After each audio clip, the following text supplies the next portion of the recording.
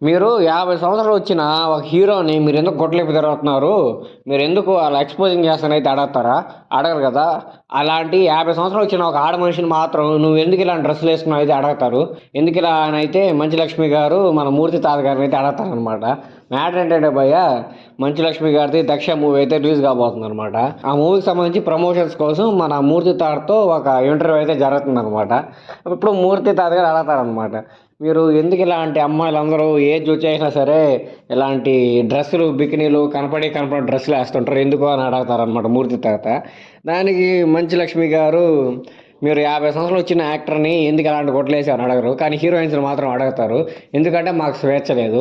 Top actor భార్య కానీ ఆ హీరోతో కానీ డివోర్స్ తీసేసుకుందంటే ఆమె నెక్స్ట్ సినిమాల్లో యాక్ట్ చేద్దాం అన్నా సరే మీరైతే ఆమెకు ఛాన్స్ ఇరు. ఎందుకంటే ఆడవాళ్ళంతా ఎంత లోకువ. కాబట్టి మాకు కూడా కొంచెం విలువ ఇవ్వండి, మాకు కొంచెం వాల్యూ ఇవ్వండి అని అయితే మంచు లక్ష్మి గారు గట్టిగా వేసుకున్నారు మూర్తి తాత గారు.